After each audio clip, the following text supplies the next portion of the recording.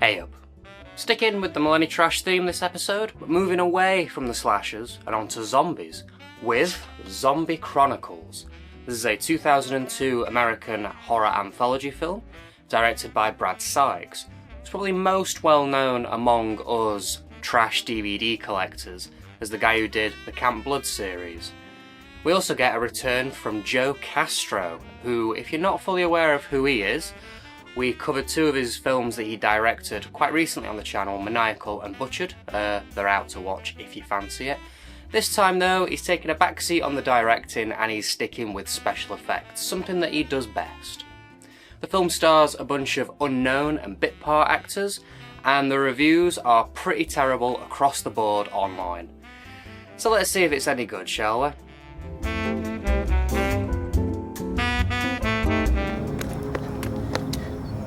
Hello? How do? An old crank who stinks of whiskey. What possibly could I know about any subject, you think to yourself? Look. I'll rip you a new shit off. You hear me?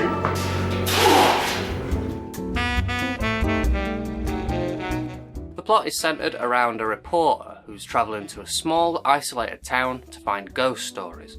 She runs over an old drunk and he decides to tell her two tales.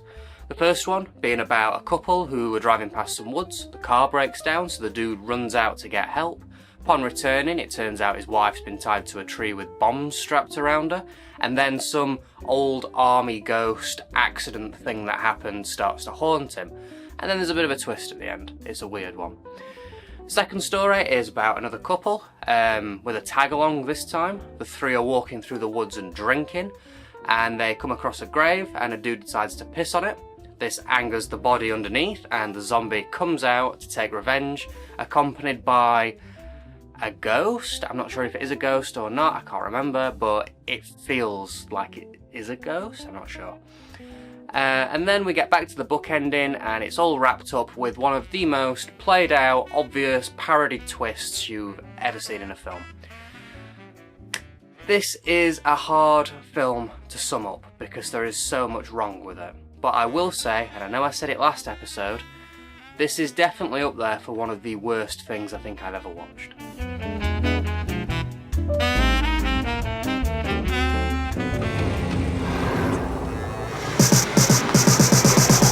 Howdy. Hi. I've waited a long time for you to return.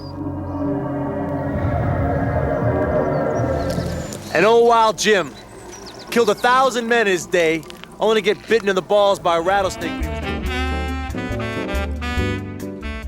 So let's start at the beginning, shall we? The film begins with big bombastic title sequence with Windows Movie Maker font. Sure, it's Millennium Trash, what do you expect? The issue with this is that it crams in every single kill and every bit of gore that the film has to offer, all within the first 5 minutes. So when you've seen that, you've kind of seen the best the film has to offer. And it's a shame as well, because the gore really is the standout bit of this. Joe Castro did a decent job. It's not as good as the other stuff we've covered from Joe Castro, but it's the only thing in the film that's worth giving praise to, I'd say. You know, it's bloody and gooey, there's heads being torn off, faces ripped off, there's people eating people, and that might sound like there's a fair bit going on here, but as I said, the first 5 minutes and you've seen all the gore in the film, like, there might be like a few seconds missing from the opening sequence. So there's not actually that much in the film, unfortunately. And then on top of this, there's the issue of it being an anthology. Is it just me, or do 2 stories in an anthology seem weird? I don't know, I'd say 3 is probably the acceptable minimum. 2? Why bother with 2? Why not just make them 2 standalone stories, 2 short films? I don't know, it feels like something's missing. And to be fair, the film is only 71 minutes long, so maybe there is something missing.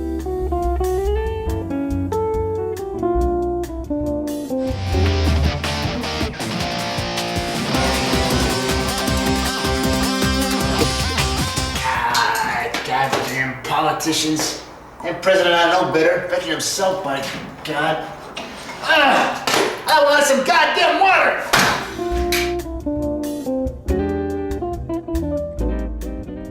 The acting in this is absolutely atrocious. Did you expect anything else? Come on. I really want to highlight the guy that plays the drunk, though, Ebenezer. He is particularly strange. His line delivery is so flat and weird, and he's putting on a strange voice. At first I thought he was trying to do like a Judd from Pet Sematary, but as it went on it sounded more like Burnt Face Man, to be honest. Now don't get me wrong, I laughed a hell of a lot at this. Probably laughed more at this than I have done many of the films that we've covered recently. Not for the right reasons though. The film is pretty much exclusively shot in the woods, and whenever I see this trope come up for low budget films, I can't help but groan. Now don't get me wrong, I used to do this as well as a kid, you know, the woods are free and expansive, but it's tired and it usually ends up being a cheap and lazy film at the end, unfortunately. Now obviously this does fall under Millennium Trash, just. This film was shot in 2001 and finished in 2002, so it only just fits in, but there are points where you can sort of see the era poking through. Especially things like the screen inverting colours in like some of the weird editing, and also the soundtrack. Dead giveaway. It's not the most Millennium Trash film we've covered, but there's hints of it here and there, for sure. Lastly, I want to mention that this film was apparently shot in 3D as well. The IMDb page for this boasts that it was the first horror film shot in stereoscopic 3D. Whether that's true or not, I have no idea. And then there's an American DVD with the 3D version, but let's be honest, can you imagine watching this in 3D? I can feel the migraine coming on already.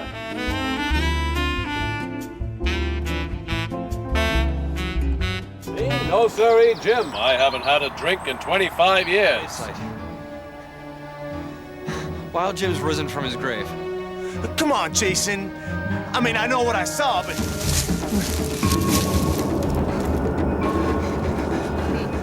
Ebenezer Jackson died in a drunk driving accident on this very roadway 25 years ago.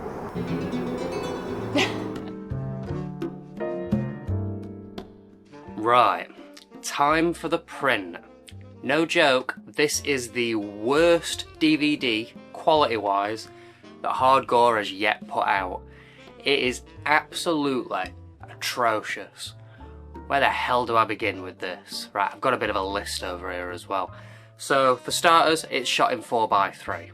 Fine, fair enough. It was the era of standard definition. It is so pixelated to a point where some shots are just a mess and you cannot tell what you're looking at all. Very, very pixelated.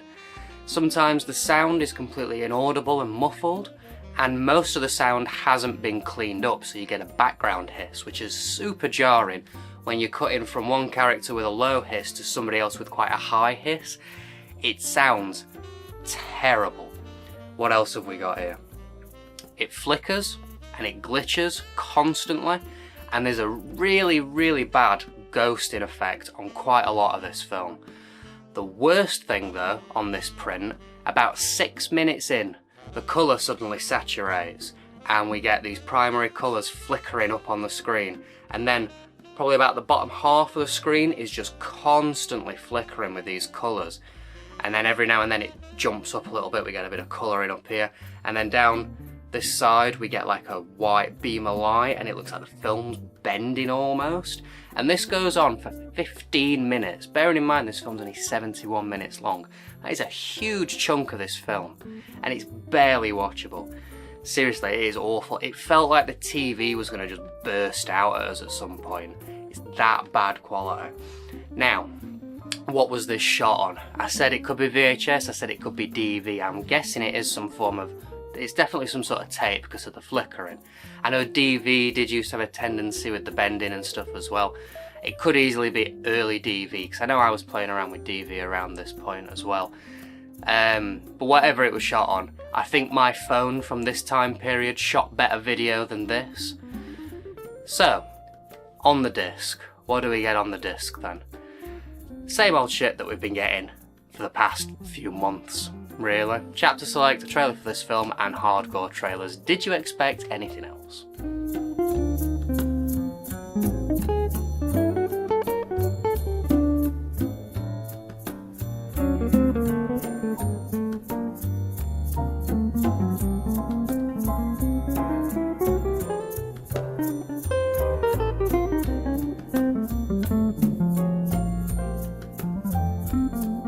Be a ride. I work in these old dogs for 1,000,000 miles, it seems. Do you live around here?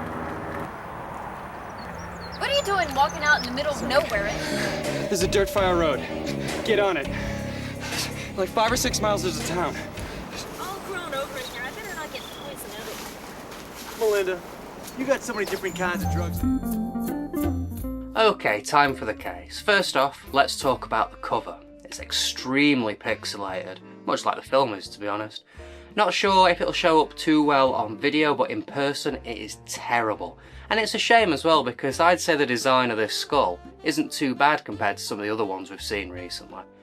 The blurb seems correct, short and sweet, although comparing it to Tales from the Crypt and Dawn of the Dead is definitely setting it up for failure. Also, the runtime is off by a lot again. As I said, the film is 71 minutes and the case claims it is 90. Someone in the comments suggested that 90 minutes is probably a placeholder and they just forget to change it sometimes, and you know what? I can see that being the case. You could also think of it though, that they don't change it deliberately sometimes when the film is super short. Who knows? We get an inner catalogue on this one as well, and it's one of the more extensive ones. This was so useful when I was trying to find all the DVDs.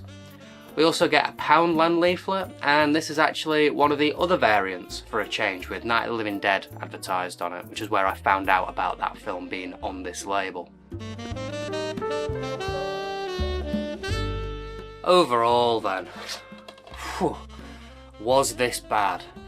Don't get me wrong, I was laughing. There's definitely an entertainment aspect to this, but more importantly, it's boring, it's incompetent, and it's really stupid, to be honest. It's really, really dumb, this film, with a little bit of gore that's semi-decent smattered throughout it. This is definitely not solo viewing. Do not sit on your own in an evening and watch this, because you will be disappointed. Drinks and friends might enhance this film and get it out of being completely worthless, but I don't know, I can't talk on that one. You'll have to let me know if you do that. Maybe it is a movie night film, who knows, who knows. As for releases, this is definitely Hard Gore's worst release to date. Hopefully they don't get any worse than this, because this was pretty atrocious. Obviously there's been no big Blu-ray upgrade, which can be said for a lot of these films we've covered recently. There is no big Blu-ray version of it. There are some other DVDs though. As I said, there's the American 3D version, and then there's also another Shriek collection, as we seem to have been getting. Now, I don't know if the prints are any different on those. My guess is no, but if they are different, I can't see them being any worse than this. But I don't know, I can't speak for them. But why am I avoid this film anyway? It's not worth your time at all. So, more awful Millennium trash, and we have been stuck in this nightmare noughties void recently. But we're breaking out of it next episode, and I cannot wait to get out of the early 2000s. Next episode is a film that I've been wanting to watch for a very long time. It has better reviews than what we've been covering recently, and I think even Vipco put it out back in the day under a different title. We're going to be checking out Turkey Shoot.